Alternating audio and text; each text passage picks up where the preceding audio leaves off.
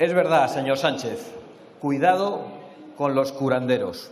Son los falsos doctores, esos que echan la culpa a los demás de la crisis financiera, mientras ellos, durante esa misma crisis, eran consejeros nada más y nada menos que de Caja Madrid. Señorías, ni debate, ni Estado, ni nación. Afrontamos una sesión con un Gobierno y unos socios de investidura incapaces de ponerse de acuerdo en lo que es el Estado y en lo que es la nación. Parece un fácil juego de palabras, pero viene al caso para ilustrar esa extraña alianza, esa Macedonia, en palabras del señor Sánchez, que decía que le quitaría el sueño. Pero lo cierto es que el sueño y los sueños se han volatilizado en millones de hogares españoles durante su Gobierno. Mientras usted viene aquí a este debate sobre el Estado de la Nación y utiliza la mitad de la intervención para hablar de la nación ucraniana, de la nación rusa, de la nación china y del Tribunal Supremo de los Estados Unidos. Tampoco se puede decir que los señores y las señoras del Banco Azul y las mayorías que los sustentan sean demasiado amigos de los debates. Es decir, ni Estado, ni nación, ni debates, porque a la vez de hablar de tolerancia, ustedes no aceptan la libre confrontación de ideas y argumentos. Y hemos visto que eso que llamaban la nueva política se ha quedado en una mezcla de propaganda, de desinformación, de demonización del adversario, de manipulación e incluso en ocasiones de violencia contra la oposición instada y ejercida desde el Gobierno. Entre gritos y subvenciones, este Gobierno, con ayuda de buena parte de los medios de comunicación, va decretando debates cerrados y llama reaccionarios a los que nos oponemos. Claro que reaccionamos. Ya querrían ustedes que nos quedemos parados y callados. Incluso han tratado de convertir en debates prohibidos los muy cuestionables principios que han inspirado toda su acción política. Y no, señor Feijóo, aprovecho para saludarle y para darle la bienvenida. Tampoco son debates estériles, como usted ha dicho en alguna ocasión. Discúlpeme, porque sé que no puede responderme, pero créame que se lo digo con todo respeto y con toda humildad. No son debates estériles. La izquierda dice que hay debates prohibidos y muchas veces ustedes dicen que esos debates son cortinas de humo y son debates estériles, solo porque no quieren confrontar con la izquierda, pero la izquierda al final hace avanzar su agenda política. No sirve esa postura, que en realidad solo busca ocultar que se nos está prohibiendo debatir sobre cuestiones esenciales que tienen consecuencias directas sobre el bienestar de las personas y también consecuencias directas sobre la economía, sobre la seguridad y sobre los derechos y las libertades más básicos. Es más, este Gobierno, según el Tribunal Constitucional, ante los recursos planteados por Vox, ha vulnerado en 3 ocasiones gravemente los derechos y las libertades de los españoles y lo ha hecho impunemente y siguen sentados en el Banco Azul. Y ha subido esta mañana a la tribuna a decir que las sentencias del Tribunal Constitucional o los recursos que se plantean son espadas de Damocles. ¿Cómo reivindica la Constitución diciendo que el Tribunal Constitucional, que vela por la legalidad, es una espada de Damocles? Tampoco es estéril que se le exijan responsabilidades a este Gobierno, por mucho que pueda resultar incómodo que solo Vox en esta Cámara se opusiera a aquel atropello a la legalidad que representó el estado de excepción encubierto.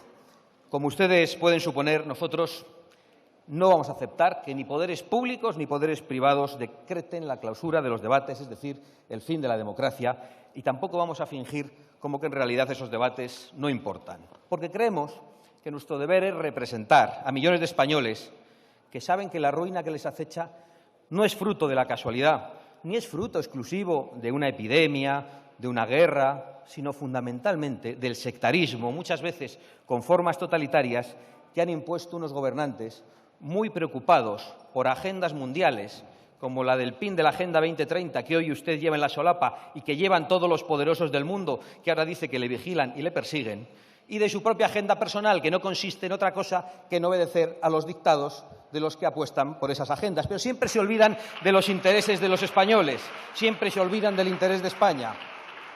Y ese, señor Sánchez, es el Estado de la Nación. Más allá de las concreciones que cada uno de nosotros exponga a lo largo del día de hoy en distintas áreas de Gobierno, como la economía, como los servicios sociales, como la política internacional, lo cierto es que la situación de España es muy grave y que corre el riesgo de ser dramática si continúan en las instituciones aquellos que ni las sirven ni las respetan y que solo las utilizan para sus objetivos personales y de sectarismo ideológico. Y créanme que esta realidad que constato no me alegra, a pesar de que estoy seguro de que va a ser la antesala y la causa de su salida del poder. La lamento profundamente. Lamento, señor Sánchez, aunque no lo crea, la oposición tan dura que nos hemos visto obligados a hacerle. Lamento que desde el primer día engañase usted a los españoles estableciendo un pacto que había prometido que no se produciría. Y yo sé que le molesta que le recuerde esto en todas mis intervenciones, pero estoy en la obligación moral de hacerlo porque creo que afecta a la legitimidad como gobernante. ¿Es legítimo que un político en 24 horas después de las elecciones, haga exactamente lo contrario de lo que prometió a los electores? Bueno, esta Cámara tendrá que reflexionar sobre ello. Lamento también, del mismo modo, que los que trataron de romper la unidad nacional con un golpe separatista hayan sido indultados por este Gobierno. Y denuncio que aquel proyecto del anterior vicepresidente de incorporar a ETA a la dirección del Estado se ha llevado hasta el extremo casi pornográfico de que sea precisamente Bildu quien se atreva a dictar la memoria de los españoles. Y que sea precisamente el Lehendakari Sánchez quien haya utilizado Ermua para blanquear y para legitimar su propósito en un tristísimo acto en el que han chapoteado en la indignidad. Y yo estoy seguro de que muchísimos socialistas comparten esto igual que nosotros. Este es un Gobierno sostenido en la mentira de la memoria histórica, olvidando, por ejemplo, a Calvo Sotelo, y lo digo en la víspera del crimen que le asesinó y que desencadenó la guerra civil, cometido, por cierto, por milicias socialistas, escoltas de un ministro, y un Gobierno sostenido en la mentira del blanqueamiento a ETA, usando nada más y nada menos que estos días la figura de Miguel Ángel Blanco, cuyo aniversario hoy también celebramos. Ambos crímenes, uno cometido por un partido socialista y el otro por una organización terrorista, separatista y socialista. Ustedes son los émulos del viejo y criminal Frente Popular, señorías. Esos crímenes que quieren borrar no van a lograr que los olviden ni con ninguna ley sectaria y totalitaria que aprueben en esta Cámara. Y tampoco ese debate es estéril, ni corresponde a ningún trauma de aquellos que hemos sufrido en primera persona los ataques de una banda criminal y mafiosa. Es simple sentido común, simplemente entender que quienes han dedicado y todavía dedican toda su vida política a destruir España con todos los medios a su alcance, no son aptos para defender los intereses de España y de los españoles, por muy socios suyos que sean. Y no me parece estar diciendo ninguna barbaridad, porque el hecho de que quieran romper España es algo que han dicho abiertamente, públicamente en este hemiciclo. Y por eso, señor Sánchez, por ese pacto con los que voluntariamente se alejan de la concordia nacional, con los que han jurado aquí mismo volver a pisotear la Constitución, por eso usted va a dejar una España arruinada, enfrentada, deteriorada institucionalmente e internacionalmente debilitada. Y por eso mismo ETA, en su versión parlamentaria, les presta su apoyo, porque esa España dividida y débil y enfrentada es exactamente lo que llevaban décadas buscando. Es cierto, y lo digo también lamentándolo, que en ocasiones el señor Sánchez se ha encontrado más aliados que los extremistas que siempre le avalan. Me refiero, por ejemplo, a las leyes climáticas, ese terrible error que los españoles pagan todos los meses en sus facturas energéticas, en la cesta de la compra y en la escasez de empleo digno y estable. Ese pacto verde nos ha llevado, señorías, a una situación de emergencia energética. Solo algunos fanatismos religiosos muy extremos han llegado al sinsentido que ustedes han hecho ley y que consiste en renunciar a explotar nuestros recursos naturales, los de nuestra nación, aunque sea a costa de la ruina de los ciudadanos.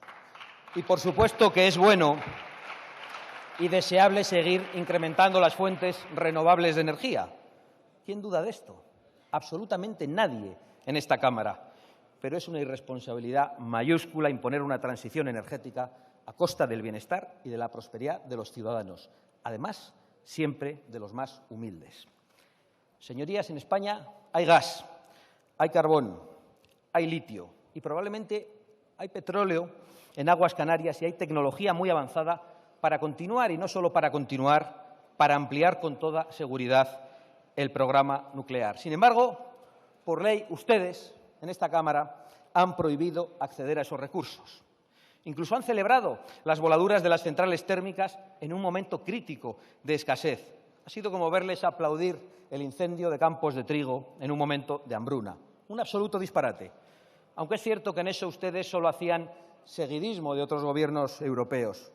La señora Merkel pasará a la historia como la gobernante que decidió que el suministro energético, industrial y alimentario del continente pasase a depender de la voluntad de líderes y de gobiernos muy lejanos y en ocasiones muy hostiles, como estamos viendo ahora.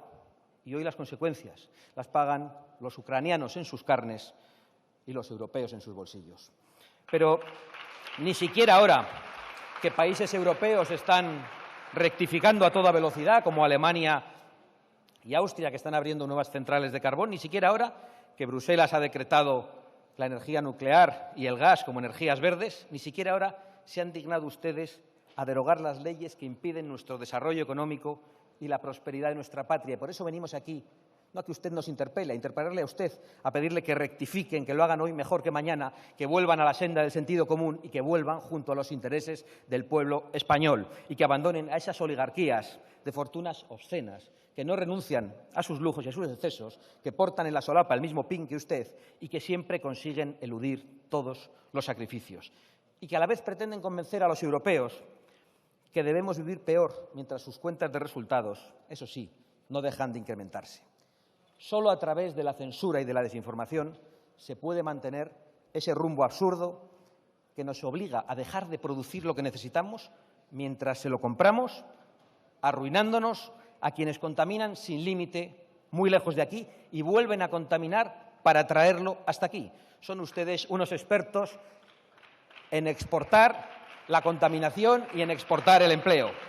Solo desde el sectarismo se puede seguir defendiendo un rumbo que arruina a los europeos, que los debilita internacionalmente y que compromete nuestra seguridad. Y que además, como es evidente y estamos viendo, no supone el más mínimo beneficio para la salud del planeta. ¿De verdad no hay entre los líderes de izquierda en esta Cámara alguien que se extrañe de la absoluta coincidencia de los postulados en este tema con las grandes fortunas empresariales y personales del mundo? ¿De verdad nadie tiene la honradez de preguntarse por qué los discursos más enloquecidos del fanatismo climático que hemos escuchado tantas veces en esta tribuna son los mismos, pero literalmente los mismos que les oímos a los grandes banqueros, a los CEOs de las grandes multinacionales y a los grandes fondos de inversión? Nadie en esta Cámara se lo plantea y todavía no entienden por qué los trabajadores en toda Europa, acaba de pasar también en Andalucía, les están dando la espalda, absolutamente en todo el continente. Y es muy sencillo, porque cada vez más europeos y más españoles constatan y sufren las consecuencias de esas ideas de oligarquías y de poderosos que ustedes, al parecer, comparten, pero no se atreven o no quieren contradecir.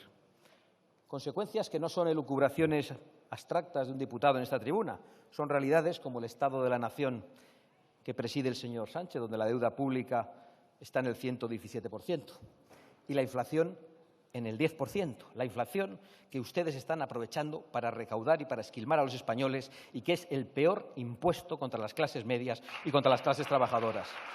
La energía, ya sea la gasolina, el gasoil, el gas o la electricidad, pues se ha duplicado en algunos casos. Y usted viene aquí con unas tablas falsas hablándonos del coste mayorista de la energía, pero no dice cuánto cuesta en los hogares. Estos son datos de la Comisión Europea, señor Sánchez.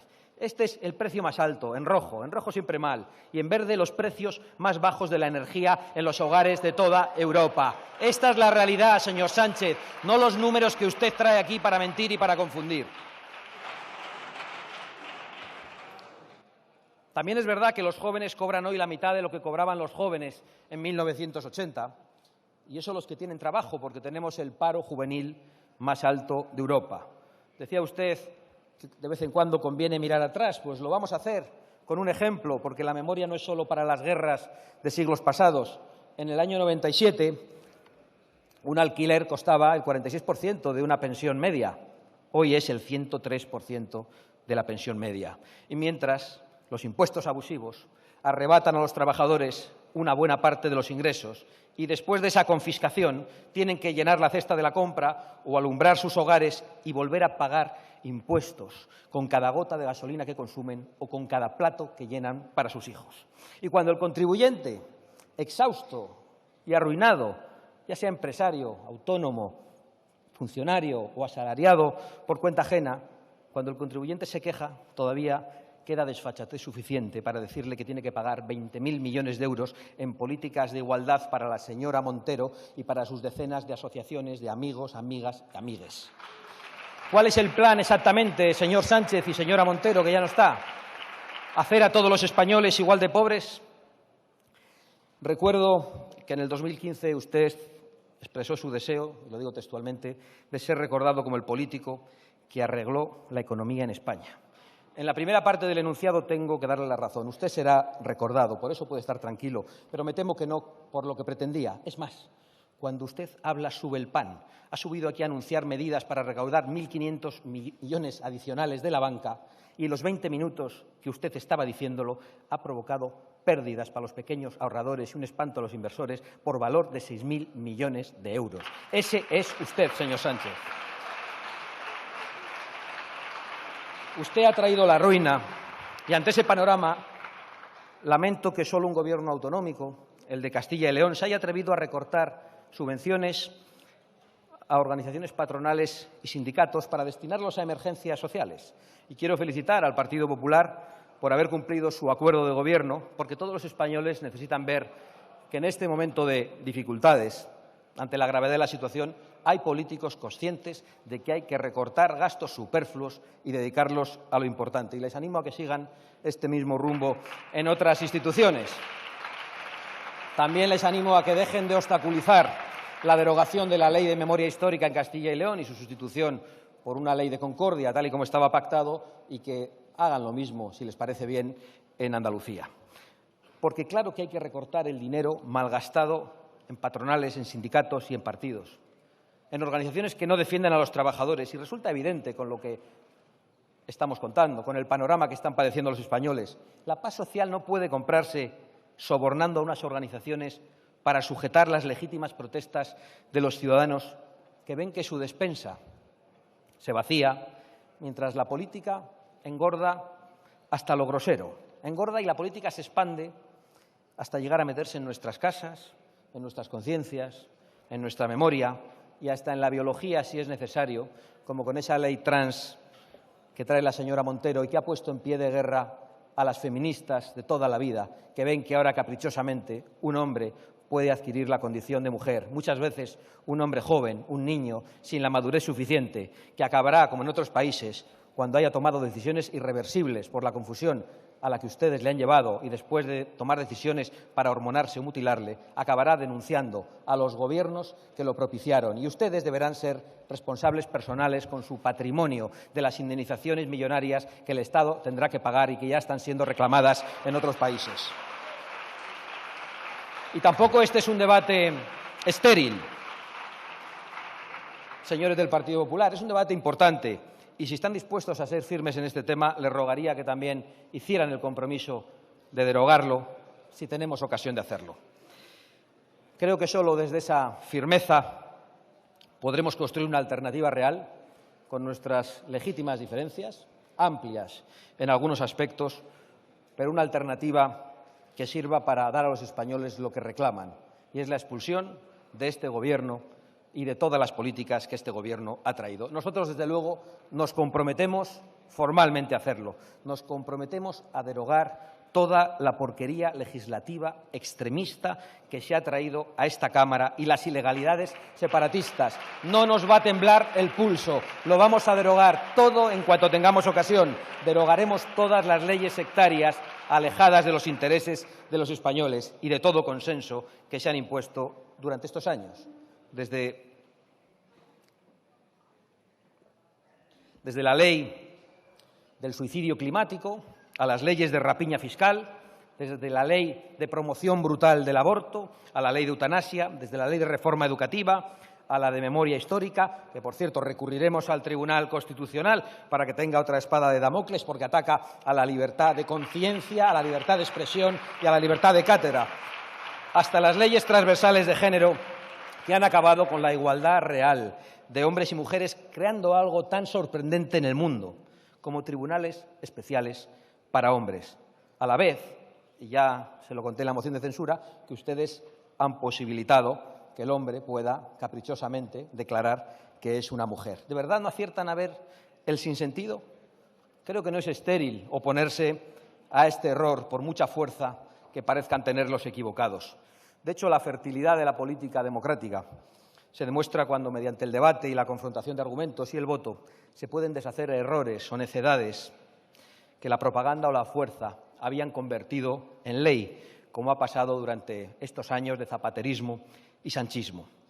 He citado ya en 2 ocasiones como ejemplo la Ley de Memoria Histórica, ese grave error que ustedes van a convertir de la mano del brazo político de ETA en memoria democrática, con ETA, Ley de Memoria etarra. Más bien, algunos creen que los papeles lo aguantan absolutamente todo, pero no sorprende porque ustedes están instalados en la mentira política, igual que sus ascendientes políticos. Es como cuando el bloque soviético levantó un muro en mitad de Europa, que era algo absolutamente sin precedentes en la historia, para impedir que sus ciudadanos pudieran huir, y ustedes le llamaron muro de protección antifascista.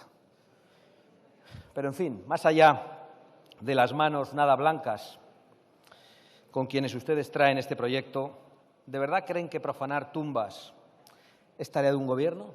¿De verdad creen que la situación de España requiere buscar agravios fratricidas de guerras de otro siglo, o de otro milenio, mejor dicho? ¿O más bien es que el señor Sánchez requiere, para mantener sus mayorías parlamentarias, conceder cualquier cosa y que no se hable de lo que verdaderamente preocupa a los españoles? ¿De verdad es necesario tener que escuchar en España a un locutor de radio del Grupo Prisa, empresa rescatada por gobiernos de uno y otro signo, diciendo que hay que volar una basílica cristiana y que, a ser posible, hay que hacerlo en domingo? ¿Se han vuelto todos ustedes locos? ¿De verdad tanto ejercicio de memoria no les ha enseñado a que hay que expulsar de la vida pública a los que sueñan con el retorno al odio y a la violencia? ¿Ustedes creen que es medianamente serio destruir la cruz más alta del mundo para darse un gustazo sectario? Por nuestra parte, ya lo saben ustedes, porque se lo hemos dicho muchas veces, reconstruiremos todo lo que destruyan y levantaremos todo lo que derriben, desde la economía hasta las cruces.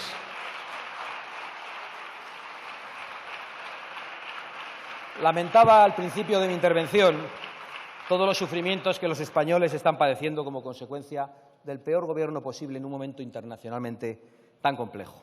Y lamento también no haber podido apoyar al Gobierno en las medidas que ha tomado, pero creo que, vistos los efectos de tantas medidas y de tantos anuncios, ya nadie dudará de que hemos acertado y que vamos a seguir acertando, no apoyando a este Gobierno, de que acertamos hace mucho tiempo en las previsiones que hicimos en la moción de censura, que tristemente se han ido cumpliendo una detrás de otra. Y lo mismo sucede con el panorama internacional. En ese trastorno de personalidad política que padece este Gobierno, hemos visto en esta misma legislatura cómo el Gobierno traía ilegalmente a un enemigo declarado de Marruecos, reclamado por distintos tribunales por delitos muy graves, y a lo de ahora, que es enterarnos también por Marruecos que el señor Sánchez, sin preguntar ni a su Gobierno, ni al Parlamento, ni a su partido, ha cambiado de un plumazo la posición histórica sobre el Sáhara. Esto no había sucedido nunca en la España democrática. Cuando trajo al líder del Frente Polisario, consiguió que Marruecos lanzase una avalancha migratoria que sufrieron nuestros guardias y los vecinos de Ceuta y de Melilla. Cuando inesperadamente dio la voltereta diplomática, y reconozca que soy generoso llamando diplomacia a lo que usted hace, ha provocado otra avalancha, esta vez porque Argelia abrió la frontera para llevar la presión a Marruecos y de nuevo el problema acabó en Melilla y en los españoles y los guardias y los policías que defienden la frontera. Señorías, Marruecos tiene la obligación de defender sus intereses y nosotros no podemos criticarle por ello. El hecho de que España, por ejemplo, no haya tomado represalias como debería haber hecho contra algunos países europeos que han acogido terroristas y golpistas del golpe del año 17, no quiere decir que Marruecos u otros países ante agravios similares se queden de brazos cruzados. Y ahora, después de la pirueta, pues es Argelia quien ejerce la presión. Y, por desgracia, tiene forma muy efectiva de hacerlo por culpa del insensato Pacto Verde que nos ha convertido en dependientes y que impide explotar nuestros recursos. Resumiendo, han creado ustedes a la vez un problema fronterizo, un problema humanitario y un problema energético. Algún día sabremos por qué lo ha hecho, pero es evidente que ese cambio de postura no obedece a los intereses de España. ¿Hay que tener una buena relación con Marruecos? Por supuesto. En cuanto Marruecos reconozca sin matices la españolidad de Ceuta, de Melilla, de Canarias y de las aguas territoriales. Buenas vallas hacen buenos vecinos. Y hablando de la valla y de la presión migratoria, celebro haberle oído por primera vez una denuncia clara de las mafias de la inmigración.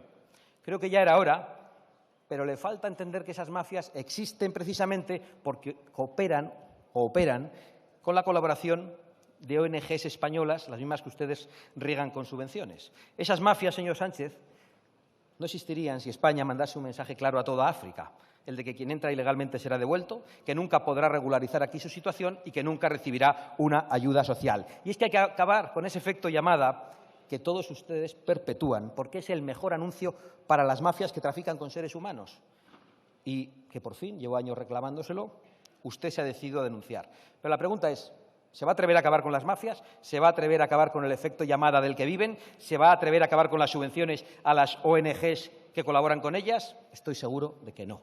Otra pregunta para la bancada de la izquierda, igual que en el tema climático. ¿No han reflexionado nunca sobre esa coincidencia suya con los poderosos? ¿No les extraña coincidir con esos enormes oligopolios que quieren abaratar los salarios a costa de una inmigración masiva? ¿No van a defender nunca los intereses de los españoles que ven cómo descienden sus salarios reales y la seguridad en sus barrios? Porque, señor Sánchez, aunque a algunos se nos está haciendo tan largo, en realidad no hace tanto tiempo que estaba usted en la Moncloa. Y yo recuerdo que antes de su gobierno, de lenguaje inclusivo, de leyes de género, de pasos de cebra, de colorines y de 20.000 millones de igualdad, antes en España no se había normalizado ese crimen horrendo y aberrante de las violaciones en manada. Y ahora hay semanas en las que nos enteramos de varias. Hoy las mujeres con este Gobierno tienen más miedo que antes. Esto tampoco les merece ninguna reflexión. ¿Por qué las mujeres gozan ahora de menos seguridad que antes de que usted llegase al poder? Lamento también que ni siquiera un crimen tan repugnante, que estoy seguro que a todos escandaliza en esta Cámara, no seamos capaces de tomar medidas conjuntas. Hay que elevar las penas, pero la izquierda siempre prefiere hablar de reinserción. Y ya siento la coincidencia, pero gran parte de los casos de estas salvajadas las cometen individuos que nunca debían haber entrado en España. No podemos dejar de pintar arco iris en los pasos de cebra y procurar que esos criminales que desprecian tanto a las mujeres como a los homosexuales vuelvan a las cárceles de sus países y no vean nunca más la luz del sol, como ha propuesto, por cierto, ahora en Francia, no la señora Le Pen, sino el señor Macron. Parece que no, al revés. Ustedes publican justo en este momento amables tutoriales del Ministerio de Asuntos Exteriores explicando a quienes están en España cómo pueden cancelar los antecedentes penales para acceder a la nacionalidad española. A nosotros nos parece que no es el mejor camino para recuperar la seguridad de tantos barrios de España, señor Sánchez. Tampoco ha elegido bien para procurar nuestra defensa global, es decir, nuestra política de defensa, porque a pesar de tantas fotos que usted se saque con los líderes de la OTAN, ha sido incapaz de conseguir que esa organización proteja nuestras ciudades africanas, pero ha sido muy capaz de conseguir que sus medios acólitos digan que lo ha conseguido, a pesar de que no aparece ningún texto y no hay ningún compromiso. Y además no ha logrado usted despejar la desconfianza que su Gobierno produce en muchas cancillerías. Créanme, y se lo digo con conocimiento de causa, por muchas fotos que le regalen, nadie olvida que en su Gobierno y en la mayoría parlamentaria que lo sustenta, tiene usted a enemigos declarados de la Alianza Atlántica. Tiene usted en su Gobierno a integrantes del Grupo de Puebla, que debería llamarse el Cártel de Puebla, que mantiene, por ejemplo, secuestrada a la expresidente de Bolivia, Yanine Áñez. Y tiene usted en su Gobierno a enemigos declarados de Occidente. En este tema de defensa le reconozco otra vez esa agilidad sorprendente para las piruetas. Decía usted, cuando estaba en la oposición, que había que cerrar el Ministerio de Defensa. Y ahora asume de repente la propuesta de Vox de subir el gasto de defensa hasta el 2% del Producto Interior Bruto. Pues bienvenido de nuevo a la extrema derecha trumpista o a cualquiera de las etiquetas que usted, su Gobierno y sus medios nos habían puesto. Bienvenido a la xenofobia por denunciar la inmigración ilegal y las mafias. Bienvenido al franquismo y a la autarquía por reconocer que no es sensato incrementar la dependencia energética, industrial y alimentaria y depender de países inestables. Bienvenido también a la chinofobia. ¿Se acuerda usted de lo que se reía de mí en la moción de censura cuando yo le advertía de la amenaza que suponía China? Bienvenido también al centralismo opresor, con ese plan estatal que pretende combatir los incendios o con ese centro de coordinación sanidad en materia de salud. Bienvenido a la defensa de Polonia, a la que usted había demonizado brutalmente. Y bienvenido también, señor Sánchez, a las conspiranoias. ¿Se acuerda usted de esos movimientos raros que hacía en esta tribuna cuando le hablaba de las coincidencias de los poderosos con su discurso respecto a China, inmigración o género? Debería usted recuperarlas para contarnos quiénes son esos poderes oscuros, esos contubernios que dice que le persiguen. ¿De verdad quiénes son? ¿Quizá el duopolio televisivo que ha regado con subvenciones? ¿La patronal que acude rauda a su rescate? Señores con puro, decía. ¿Es Felipe González? ¿Es Indra? Del indracidio y del asalto a las empresas e instituciones ya hablaremos en otro momento. En cualquier caso, señor Sánchez, y concluyo, si se siente usted amenazado políticamente, lo único que le pedimos es que no decrete otro estado de excepción encubierto, porque me temo que es capaz. Lo más razonable es que dimita, no porque haya oscuras conspiraciones contra su persona, sino porque España necesita cuanto antes que ustedes se vayan para recuperar la sensatez y para combatir la ruina que nos dejan. Y para ello, España no necesita simplemente que ustedes sean relevados, como algunos creen y quieren. España necesita una alternativa completa a todas sus políticas.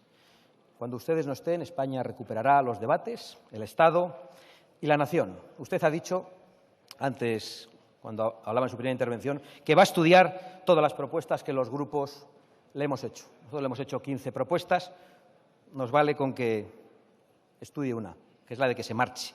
Mire, usted ha venido aquí con un discurso confrontacional, agresivo. Señora sectario. Abascal, tiene usted que terminar. Concluyo inmediatamente. Ha venido usted aquí con un discurso confrontacional, agresivo, sectario y de reproche permanente. Y nos dice falsamente que apela a la unidad entre todos y que estemos juntos frente a la adversidad. La adversidad es usted, señor Sánchez.